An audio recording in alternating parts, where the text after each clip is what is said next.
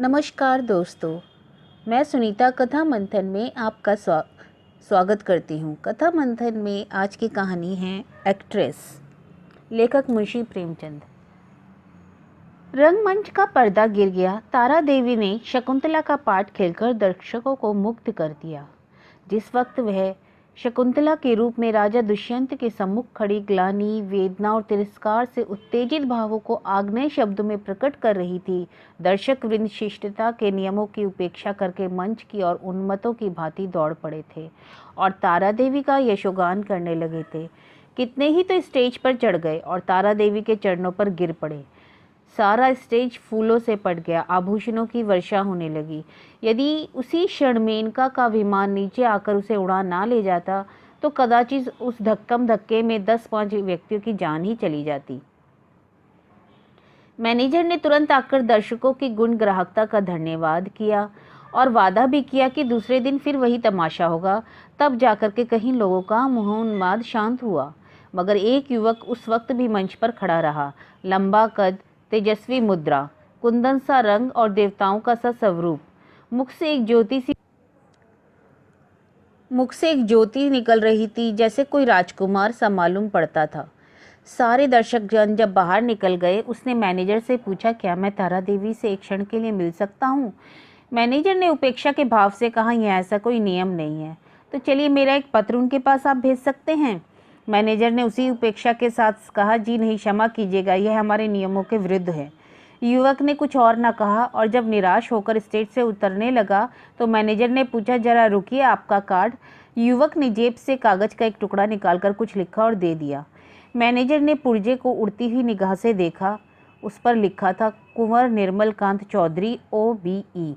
Manager की कठोर दृष्टि तुरंत ही कोमलता में बदल गई। कुंवर निर्मलकांत शहर के सबसे बड़े रईस और तालुकेदार, साहित्य के उज्जवल रत्न और संगीत के सिद्धहस्त आचार्य, उच्च कोटि के विद्वान थे। 8-10 लाख सालाना की नफेदार, जिनके दान से देश की कितनी ही संस्थाएं चलती थी, इस समय एक क्षुद्र प्रार्थी के रूप में खड़े थे।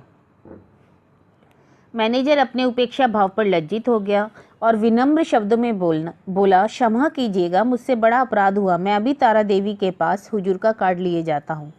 कुंवर साहब ने उसको रुकने का इशारा करके कहा, नहीं, अब रहने दीजिए, मैं कल 5 बजे आऊँगा।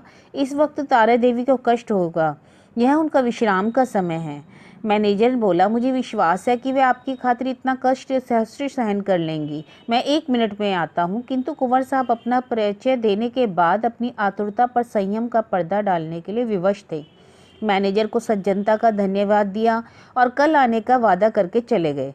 तारा एक साफ सुथरे और सजे हुए कमरे में मेज के सामने किसी विचार मग्न में बैठी थी। रात का वह दृश्य उसकी आंखों के सामने नाच रहा था। ऐसे दिन जीवन में क्या बार बार आते हैं? कितने मनुष्य उसके दर्शनों के लिए विकल हो रहे थे, बस एक दूसरे पर फाट पड़ते थे। कितनों को उसने पैरों से ठुकरा दिया था। हाँ, ठुकरा तो दिया था, मगर उस समूह में केवल एक दिव्य मूर्ति अविचलित रूप से खड़ी थी। उसकी आंखों में कितना गंभीर अनुराग था, कितना दृढ़ संकल्प। ऐसा जान पड़ता था मानो दोनों नेत्र उसके हृदय में चुभे जा रहे हों। आज फिर किस उस पुरुष के दर्शन होंगे या नहीं, कौन जानता है। और अगर, लेकिन यदि आज उसके दर्शन हुए तो तारा उनसे एक बार बातचीत अवश्य करेगी। यह सोचते हुए उसने आईने की ओर देखा। कमल का फूल सा खिला था। कौन कह सकता था कि यह नवविकसित पुष्प 35 बसंतों की बहार देख चुका है। वह कांति, वह कोमलता, चपलता, माधुर्य किसी नवयौवना को भी लज्जित कर सकता था। तारा एक बार फिर हृदय में प्रेम का दीपक जला बैठी। आज से 20 साल पहले एक बार उसको प्रेम का कटु अनुभव हुआ था। तब से वह एक प्रकार का वैधव्य जीवन व्यतीत करती रही थी। कितने प्रेमियों ने अपना हृदय उसको भेंट करना चाहता था, पर उसने किसी की ओर आंख उठाकर की भी ना देखा। उसे उनके प्रेम में कपट की गंध आती थी, मगर आज उसका संयम उसके हाथ से निकल गया। एक बार फिर आज उसे हृदय में उसी मधुर वेदना का अनुभव हुआ जो 20 साल पहले हुआ था। एक पुरुष का सौम्य स्वरूप उसकी आंखों में बस गया, हृदय पट पर खिंच गया। उसे वह किसी तरह भूल ना सकती थी। उसी पुरुष को उसने मोटर पर जाते हुए देखा तो कदाचित उधर ध्यान भी ना करती, पर उसे अपने सम्मुख प्रेम का उपहार हाथ में लिए देखकर वह स्थिर न रह सकी। सहसा दाई ने आकर कहा, बाई जी, रात की सब चीजें रखी हैं, कहिए तो लाऊं? नहीं, मेरे पास चीज लाने की जरूरत नहीं, तारा ने कहा, मगर ठहरो, क्या चीजें हैं? एक हो तो बताऊं? ढेर का ढेर लगाए बाई जी, कहाँ तक गिनाऊं? अशरफियाँ हैं, बाल के पिन हैं, बटन, लॉकेट, अंगूठियाँ सभी हैं, और एक छोटे से डिब्बे में सुंदर हार है। मैंने आज तक वैसा हार नहीं देखा है। सब संदूक में रख दिया है। अच्छा, वह संदूक मेरे पास ला। दाई ने संदूक लाकर मेज पर रख दिया और उधर एक लड़के ने एक पत्र लाकर तारा को दिया। तारा ने पत्र को उत्सुक नेत्रों से देखा, जिस पर लिखा था कुंवर निर्मलकांत OBE। लड़के से पूछा, यह पत्र किसने दिया? वह तो नहीं जिसने रेशमी साफा बांधा हुआ था। लड़के ने केवल इतना उत्तर दिया, मैनेजर साहब ने दिया है, और लपका हुआ बाहर चला गया। संदूक में सबसे पहले वह डिब्बा नजर आया। तारा ने उसे खोला तो सच्चे मोतियों का सुंदर हार था। डिब्बे में एक तरफ एक कार्ड भी था। तारा ने लपककर उसे निकाल लिया और पढ़ा, कुंवर निर्मलकांत। कार्ड उसके हाथ से छूटकर गिर पड़ा। वह झपटकर कुर्सी से उठी और बड़ी वेग से कई कमरों और बरामदों को पार करती हुई मैनेजर के सामने आकर खड़ी हो गई। मैनेजर ने खड़े होकर उसका स्वागत किया और बोला, मैं रात की सफलता पर आपको बधाई देता हूँ। कुंवर निर्मलकांत क्या बाहर है? लड़का पत्र देखकर भाग गया। मैं उससे कुछ पूछ ना सकी। कुंवर साहब का रुका तो रात ही तुम्हारे चले जाने के बाद मिला था, तो आपने उसी वक्त मुझे क्यों ना भेज दिया? मैंने सोचा तुम आराम कर रही होंगी, कष्ट देना उचित ना समझा, मैनेजर ने कहा। और भाई साफ बता दूं कि मैं डर रहा था कहीं कुंवर साहब को तुमसे मिलाकर तुम्हें खो ना बैठूं। अगर मैं औरत होता तो उसी वक्त उनके पीछे हो लेता। ऐसा देवरूप पुरुष मैंने आज तक नहीं देखा। वही जो रेशमी साफा बांधे खड़े थे तुम्हारे सामने, तुमने भी तो देखा था। तारा मानो अध्र निद्रा की दशा में कहा, हाँ देखा तो था। क्या वह फिर आएंगे? हाँ, आज 5 बजे शाम को आने का कह के गए हैं। बड़े विद्वान आदमी हैं और इस शहर के सबसे बड़े रईस। आज मैं रिहर्सल में ना आऊँगी तब। कुंवर साहब आ रहे हैं। तारा आईने के सामने बैठी है और दाई उसका श्रृंगार कर रही है, और श्रृंगार भी इस जमाने की एक विद्या है। पहले परिपाटी के अनुसार ही श्रृंगार किया जाता था। कवियों, चित्रकारों और रसिकों ने श्रृंगार की मर्यादा सी बांध दी थी। आंखों के लिए काजल लाजमी था, हाथों के लिए मेहंदी, पाँव के लिए महावर, एक एक अंग एक एक आभूषण के लिए निर्दिष्ट था। पर आज तो वह परिपाटी नहीं रही। आज प्रत्येक रमणी अपनी सुरुचि, सुबुद्धि और तुलनात्मक भाव से श्रृंगार करती है। उसका सौंदर्य किस उपाय से आकर्षण की सीमा पर पहुंच सकता है, यही उसका आदर्श होता है। और तारा इस कला में निपुण थी। वह 15 साल से इस कंपनी पे थी और समस्त जीवन उसने पुरुषों के हृदय से खेलने में ही व्यतीत किया था। किस चितवन से, किस मुस्कान से, किस अंगड़ाई से और किस तरह केशों के बिखेर देने से दिलों का कत्लेआम हो जाता है, इस कला में उससे बढ़कर और कौन हो सकता है। आज उसने चुन चुन कर अजमाए हुए तीर तर्कस से निकाले, और जब अपने अस्त्रों से सजकर वह दीवान खाने में आई तो जान पड़ा मानो संसार का सारा माधुर्य उसकी बलाएं ले रहा है। वह मेज के पास खड़ी होकर कुंवर साहब का कार्ड देख रही थी। उसके कान मोटर की आवाज़ की ओर लगे हुए थे। वह चाहती थी कि कुंवर साहब इसी वक्त आ जाएं और उसे इसी अंदाज में खड़े देखें। इसी अंदाज में वह अपने अंग प्रत्यंगों की पूर्ण छवि देख सकते थे। उसने अपनी श्रृंगार कला से काल पर विजय पा ली थी। कौन कह सकता था कि यह चंचल यौवना उस अवस्था पर पहुंच चुकी है जब हृदय की शांति की इच्छा होती है और हृदय किसी आश्रम के लिए आतुर हो उठता है और उसका अभिमान नम्रता के आगे सिर झुका देता है। तारा देवी को भी अधिक इंतजार न करना पड़ा। कुंवर साहब शायद मिलने के लिए उससे अधिक कहीं उत्सुक थे, और 10 ही मिनट के बाद उनकी मोटर की आवाज़ आई। तारा संभल गई। एक क्षण में कुंवर साहब ने कमरे में प्रवेश किया। तारा शिष्टाचार के लिए हाथ मिलाना तक भूल गई। प्रौढ़ावस्था में भी प्रेम की उद्विग्नता और असावधानी कुछ कम नहीं होती। वह किसी सलजा युवती की भांति सिर झुकाए खड़ी रही। कुंवर साहब की निगाहें आते ही उसके गर्दन पर पड़ी। वह मोतियों का हार जो उन्होंने रात को ही भेंट किया था चमक रहा था। कुंवर साहब को इतना आनंद कभी ना हुआ। उन्हें एक क्षण के लिए ऐसा जान पड़ा मानो उनके जीवन की सारी अभिलाषा पूरी हो गई है। बोले, मैंने आपको आज इतने सवेरे कष्ट दिया, क्षमा कीजिएगा। यह तो आपके आराम का समय होगा। तारा ने सिर से खिसकती हुई साड़ी को संभाल कर कहा, इससे ज़्यादा आराम और क्या हो सकता है कि आपके दर्शन हुए। मैं इस उपहार के लिए क्या आपको धन्यवाद नहीं दूं? अब तो कभी कभी मुलाकात होती रहेगी। निर्मलकांत ने मुस्कुराकर कहा, कभी नहीं, रोज। आप चाहें मुझसे मिलना पसंद करें ना करें, पर एक बार इस जोड़ी पर सिर झुकाकर ही जाऊंगा। तारा ने भी मुस्कुराकर उत्तर दिया। उसी वक्त तक जब तक कि मनोरंजन की कोई नई वस्तु ना नजर आ जाए। क्यों? मेरे लिए यह मनोरंजन का विषय नहीं, जिंदगी और मौत का सवाल है। हाँ, तुम इसे विनोद समझ सकती हो, परवाह नहीं। तुम्हारे मनोरंजन के लिए यदि मेरे प्राण भी निकल जाएं तो मैं अपना जीवन सफल समझूंगा। दोनों तरफ से इस प्रीति को निभाने के वादे हुए। फिर दोनों ने नाश्ता किया और कल भोज का न्योता देकर कुंवर साहब विदा हुए। इस प्रकार एक महीना गुजर गया। कुंवर साहब दिन में कई कई बार आते। उन्हें एक क्षण का वियोग भी असहनीय था। कभी दोनों बजरे पर दरिया की सैर जाते, कभी हरी हरी घास पर बारकों में बैठकर बातें करते, कभी गान बजाना होता, नित्य नए प्रोग्राम बनते। सारे शहर में मशहूर था कि ताराबाई ने कुंवर साहब को फंसा लिया है और कुंवर साहब दोनों हाथों से संपत्ति लुटा रहे हैं। पर तारा के लिए कुंवर साहब का प्रेम ही एक ऐसी संपत्ति थी जिसके सामने दुनिया भर की दौलत है थी। उन्हें अपने आप सामने देखकर उसे किसी वस्तु की इच्छा न होती थी। मगर एक महीने तक इस प्रेम के बाजार में घूमने पर भी तारा को वह वस्तु ना मिली जिसके लिए उसकी आत्मा लोलुप हो रही थी। वह कुंवर साहब से प्रेम की अपार और अतुल प्रेम की, सच्ची और निष्कपट प्रेम की बातें रोज सुनती थी, पर उसमें विवाह का शब्द न आने पाता था। मानो प्यासे को बाजार में पानी छोड़कर सब कुछ मिलता हो, और ऐसे प्यासों को पानी के सिवा और किसी चीज़ से तृप्ति हो सकती है? प्यास बुझाने के बाद संभव है और चीज़ों की तरफ उसकी रुचि हो, पर प्यासे के लिए तो पानी सबसे मूल्यवान पदार्थ है। वह जानती थी कि कुंवर साहब उसके इशारों पर प्राण तक दे देंगे, लेकिन विवाह की बात क्यों उनकी जबान से नहीं निकलती। उधर कुंवर साहब के भाईबंद भी गाफिल ना थे। वे किसी भांति उन्हें ताराबाई के पंजे से छुड़ाना चाहते थे। कहीं कुंवर साहब का विवाह ठीक कर देना ही ऐसा उपाय था जिसमें सफल होने की आशा थी, और यही उन लोगों ने किया। उन्हें यह भय तो ना था कि कुंवर साहब इस एक्ट्रेस से विवाह करेंगे, पर हाँ, यह भय अवश्य था कि कहीं रियासत का कोई हिस्सा उसके नाम ना कर दे या उसके आने वाले बच्चों को रियासत का मालिक ना बना दे।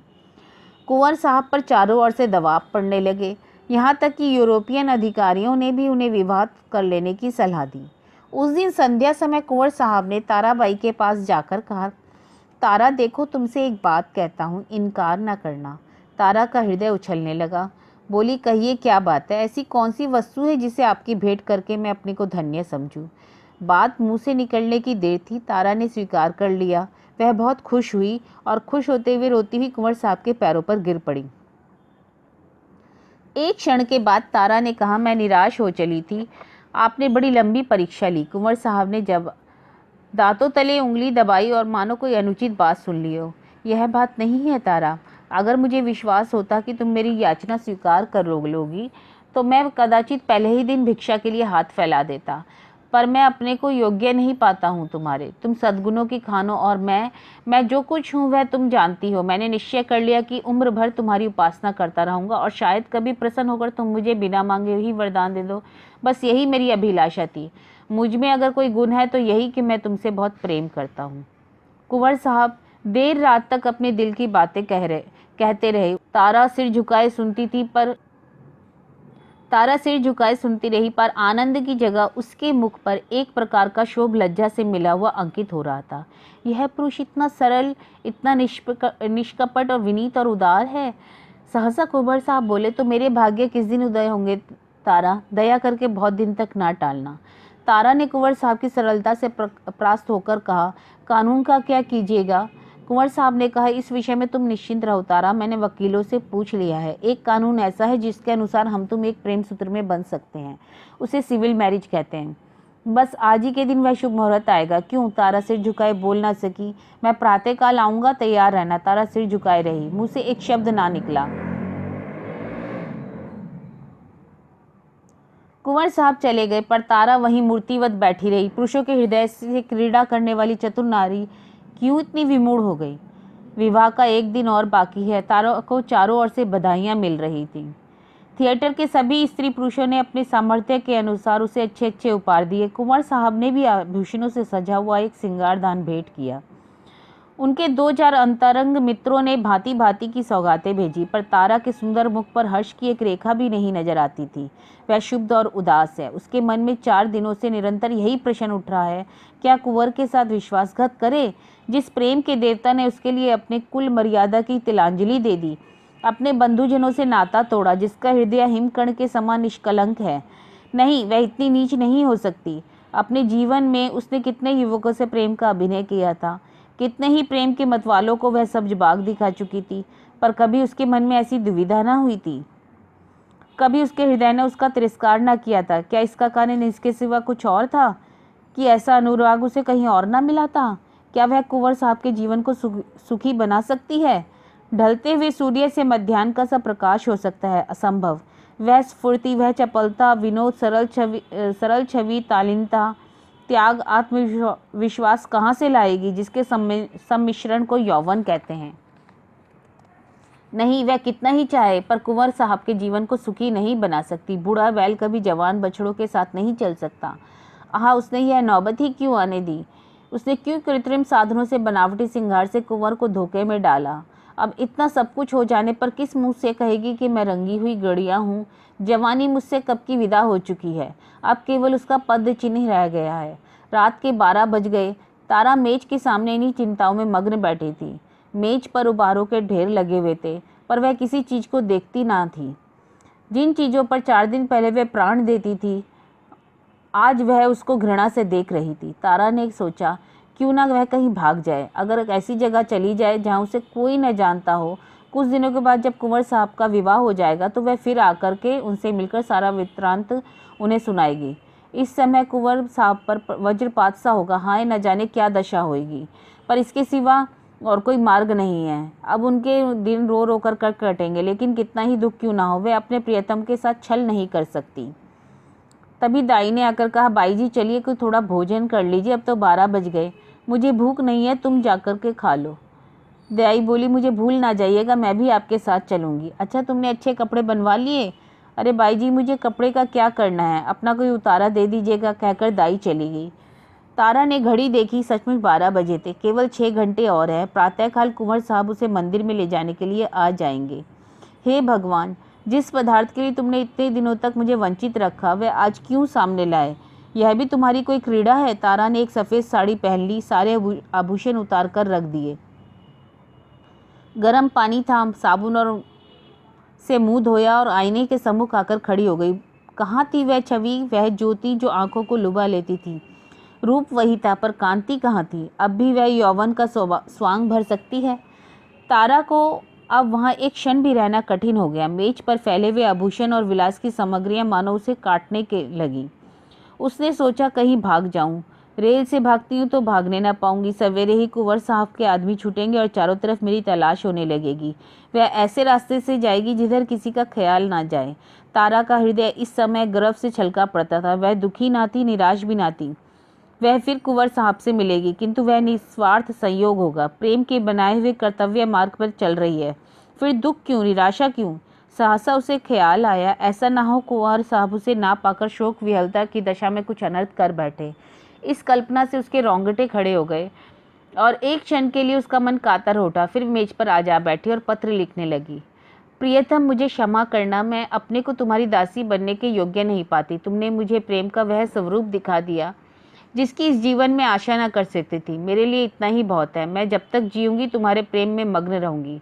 मुझे ऐसा जान पड़ रहा है कि प्रेम की स्मृति में प्रेम के भोग से कहीं अधिक माधुर्य आनंद है। मैं फिर आऊंगी, फिर तुम्हारे दर्शन करूंगी, लेकिन उसी दशा में कि जब तुम विवाह कर लोगे।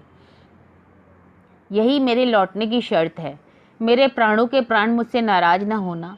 ये आभूषण जो तुमने मेरे लिए भेजे थे, अपनी ओर से नववधू के लिए छोड़े जाते हूँ। केवल यह मोतियों का हार जो तुम्हारे प्रेम का पहला उपहार था, अपने साथ लिए जाती हूँ और तुमसे जोड़कर कहती हूँ कि मेरी तलाश न करना। मैं तुम्हारी हूँ और सदा तुम्हारी ही रहूंगी। तुम्हारी तारा। यह पत्र लिखकर तारा ने मेज पर रख दिया, मोतियों का हार गले में डाला और बाहर निकल गई। थिएटर हॉल से संगीत की ध्वनि आ रही थी। एक क्षण को उसके पैर बंद गए। 15 वर्षों का पुराना संबंध आज टूटा जा रहा था। सहसा उसने मैनेजर को आते देखा। कलेजा धक हो गया। वह बड़ी तेजी से लपक कर दीवार की आड़ में खड़ी होगी और ज्यों ही मैनेजर निकल गया, वह हाथे से बाहर आई और कुछ दूर गलियों में चलने के बाद गंगा का रास्ता पकड़ा। गंगा तट पर सन्नाटा छाया हुआ था। एक छोटी सी नौका किनारे पर लगी हुई थी। मल्ला नौका में बैठा हुआ था। तारा ने मल्ला को पुकारा, ओ माँ जी, उस पार नाव ले चलेगा? इतनी रात नाव ना जाएगी। मगर दुनी मजूरी की बात सुनकर नाव को खोलता हुआ मल्ला बोला, सरकार, उस पार कहाँ जाएंगे? उस पार एक गाँव में जाना है। पर इतनी रात तो कोनो सवारी ना मिलेगी। कोई हर्ज नहीं, तुम मुझे उस पार पहुंचा दो। माझी ने नाव खोल दी। तारा उस पर जा बैठी और नौका मंद गति से चलने लगी, मानो जीव स्वप्न साम्राज्य में विचर रहा हो। इस समय एकादशी का चांद पृथ्वी से उस पार अपनी उज्जवल नौका को खेता हुआ निकला और व्योम सागर को पार करने लगा।